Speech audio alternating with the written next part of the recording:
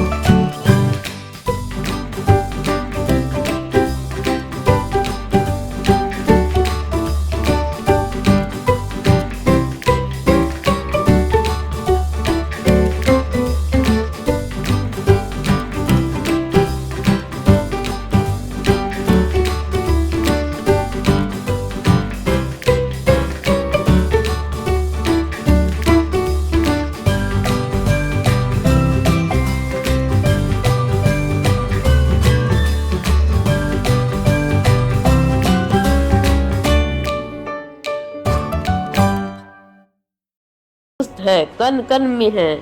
मैंने तो केवल अपना अज्ञान खो दिया है। अज्ञान खोने के बाद क्या बचता है? व्यक्ति बोला, अज्ञान न होने पर तो सिर्फ ज्ञान ही बचता है। बुद्ध ने कहा, जब ज्ञान और अज्ञान दोनों ही ना बचे तब क्या बचेगा? वह व्यक्ति बुद्ध के चरणों में गिर पड़ा और बोला, हे बुद्ध, इस थी में के बारे में तो मैंने कभी विचार ही नहीं किया। बुद्ध कहते हैं, मेरे पास जो कुछ भी था मैंने सब खो दिया।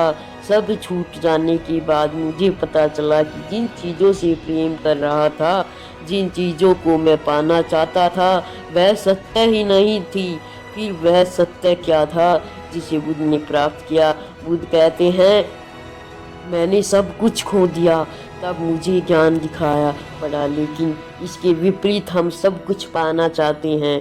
बुद्ध खोने की बात करते हैं और हम पाने की बात करते हैं। हम ध्यान करते हैं ज्ञान प्राप्ति के लिए, लेकिन क्या हम स्वयं को अज्ञानी मानने के लिए तैयार हैं? क्योंकि जो ज्ञानी है उसे ज्ञान प्राप्त करने की क्या ज़रूरत, क्योंकि वह तो पहले से ही ज्ञानी है। और एक समस्या यह भी है कि हम अपने आप को ज्ञानी मानते हैं और ज्ञान भी प्राप्त करना चाहते हैं। भला यह कैसे संभव है? क्योंकि ज्ञान तो उसे ही हासिल हो सकता है जो अज्ञानी हो। पहले तो हम यही नहीं समझ पाते कि ज्ञान क्या है और अज्ञान क्या है। ध्यान से समझने का प्रयास करोगे तो पाओगे कि जिसे हम ज्ञान समझ रहे हैं वह अज्ञान ही है। हमारा ज्ञान ही हमारा अज्ञान है। उदाहरण के लिए, हमारा ज्ञान कहता है कि हम सांस लेते हैं और जीवित रहते हैं, लेकिन अगर ध्यान से देखोगे और विचार करोगे तो पता चलेगा कि हम कभी सांस लेते ही नहीं, सांस स्वतः ही चलती है। क्योंकि अगर हम सांस ले सकते और बंद कर सकते, तब हम कभी भी सांस को बंद कर सकते थे और शुरू कर सकते थे। फिर कोई भी व्यक्ति मुर्दा ना होता, और मुर्दा होता तो मुर्दे भी सांस ले रहे होते। तब यह हमारा ज्ञान ही है जो कहता है कि हम सांस लेते हैं। धरती पर जब से मनुष्य आया है तब से अब तक मनुष्य एक ही प्रकार से चल रहा है। क्या आपने गौर किया, व्यक्ति गरीब हो या अमीर, सब में एक ही जैसी भावनाएं हैं। तब सब क्रोध भी करते हैं, सब प्रेम भी करते हैं, सब स्वार्थी भी हैं, सब लालची भी हैं, सब एक दूसरे से आगे भी निकलना चाहते हैं। इतिहास में बहुत बड़े राजा और सम्राट हुए जिन्होंने अपनी इज्जत बनाने और बचाने के लिए बहुत कुछ नष्ट किया, बर्बाद किया, लेकिन आज वह राजा सम्राट नहीं है। उनकी जगह हम हैं। जो एक राजा या सम्राट करता था वहीं एक गरीब व्यक्ति भी करता है। वह भी अपनी इज्जत बचाने के लिए कुछ भी कर सकता है, किसी भी हद तक जा सकता है, कितने भी गिर सकता है, किसी की भी हत्या कर सकता है और किसी को भी बर्बाद कर सकता है और खुद के प्राण भी दे सकता है। और अंत में जहाँ चाहे कोई सम्राट हो या कोई गरीब व्यक्ति हो, दोनों एक स्थिति में प्राण त्याग है। सम्राट हो सकता है कि युद्ध के मैदान में अपने प्राण त्यागे, और एक गरीब व्यक्ति हो सकता है कि अपनी झोपड़ी के बाहर खुले मैदान में प्राण त्यागे, लेकिन प्राण निकालने में पीड़ा तो एक जैसी ही होती है। हजारों सालों से सब कुछ एक जैसा ही घटित हो रहा है, उसमें कोई बदलाव नहीं होता है, सिर्फ चेहरे बदल रहे हैं। फिर भी हम इतने ज्ञानी व्यक्ति हैं कि उन सब से हम कुछ भी नहीं सीखते। हम भी वही गलतियां दोहराते हैं जो पहले ही हो चुकी हैं, और उसका परिणाम भी हम जानते हैं, फिर भी उन्हीं गलतियों को बार बार कहते रहते हैं। इसलिए बुद्ध कहते हैं कि हम अज्ञानी हैं, क्योंकि जिससे हम अपना जन्म समझ रहे हैं वही ज्ञान हमें सत्यता से दूर रखता है। बुद्ध जिस सत्य की बात करते हैं, उन्हें जो सत्य प्राप्त हुआ है या जो सत्य होता है वह ब्रह्मचारी होता है। वह हर जगह, हर समय, हर स्थिति पर एक चीज जैसा होता है, उससे कोई बदलाव नहीं होता है। लेकिन हमारा जो ज्ञान है, हमारा जो सत्य है, एक स्थिति, समय और स्थान के बदलने पर बदल जाता है। एक सत्य जो भारत में सत्य है वह दूसरे देशों में असत्य हो जाता है।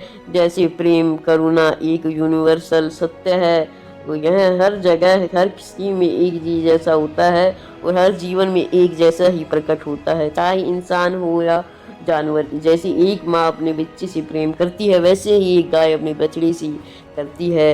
प्रेम जाति, धर्म, शारीरिक बनावट है से परे है। इसलिए बुद्ध प्रेम और करुणा की बात करते हैं, लेकिन बुद्ध जिससे प्रेम और करुणा की बात करते हैं हम उसे समझ नहीं पाते। प्रेम तो हम भी करते हैं, लेकिन क्या वास्तव में हम प्रेम करते हैं? एक पति कहता है मैं अपनी पत्नी से बहुत प्रेम करता हूँ, लेकिन कुछ समय बाद वही पति अपनी पत्नी की हत्या कर देता है। अब यह कैसे संभव है कि जहाँ प्रेम था वह अब उसकी जगह क्रोध ने ले ली? क्योंकि यहाँ प्रेम था ही नहीं, सिर्फ शारीरिक आकर्षण था, इसलिए वह समय के साथ बदल गया। हम प्रेम या कोई भी व्यवहार कहाँ से सीखते हैं? यह हम अपने परिवार, आसपास के लोगों, समाज से ही सीखते हैं। हमारी बुद्धि हमारे विचारों से ही निर्मित होती है, लेकिन हमारे आसपास के माहौल में से ऐसे विचार हमारे अंदर डाले जा रहे हैं जिससे हमारी बुद्धि और समझ का पालन होता जा रहा है। वह विकृत होती जा रही है। प्रेम एक संभावित प्रक्रिया है जो स्वयं प्रकृति की देन है, और यह प्राकृतिक एक हिस्सा भी है। प्रकृति हमसे प्रेम करती है, यह हमारा सभी प्रकार से ध्यान रखती है, लेकिन इसके बदले वह कभी हमसे कोई मांग नहीं करती, जबकि हम भी प्रकृति को नष्ट करने में लगे रहते हैं। यह वह प्रेम है जो हमारे अंदर भी होता है, लेकिन वह हम इसे भुला गए हैं। जिस प्रेम को हम जानते हैं और प्रेम समझते आ रहे हैं वह बनावटी है, वह स्वार्थ पर टिका हुआ है। उसे अपने बाहर से यानी अपने समाज और आसपास के लोगों से सीखा है। समाज में जैसा दिखा जाता है हम बिल्कुल वैसा ही करना चाहते हैं, वैसा ही बनना चाहते हैं, हम वैसा ही प्रेम भी करना चाहते हैं। हम हर चीज़ से समझ की नकल करना चाहते हैं, हम अच्छा दिखना चाहते हैं, लोग हमें देखे तो कहे कि देखो कितना प्रेम है। इनमें वास्तव में जो सत्य है वह बहुत ही दूर नहीं है, बिल्कुल हमारे नज़दीक ही है, वह हमारे ही अंदर है। हमने अपनी आंखों से पट्टी बांध रखी है, दिखावे की पट्टी, समाज की नकल करने की पट्टी। इसलिए हम अपने अंदर के सत्य को देखना ही नहीं चाहते हैं। या कहो कि हम अब ऐसे व्यस्त है कि हमें यह सोचने का समय ही नहीं है कि हम रोज जो कर रहे हैं उसे हटाकर कुछ और भी किया जा सकता है। अपनी सामाजिक बुद्धि को छोड़ दे और समाज ने सिखाया है उसे कुछ समय के लिए भूल जाएं और समझें कि खुद को जानने का प्रयास करें। आपके सबसे करीब आप खुद ही हैं, आपसे ज़्यादा आपके करीब और कोई हो ही नहीं सकता। दूसरे किसी भी व्यक्ति से ज़्यादा आप स्वयं को बेहतर जानते हैं। देखो कि आप क्या जानते हैं, क्या सच में आप अपने बारे में कुछ जानते भी हैं या बस ऐसे ही जिए चले जा रहे हैं। जन्म लेने और रोते चिल्लाते इस दुनिया में अजल ले जाना इस जीवन का उद्देश्य काफी नहीं है।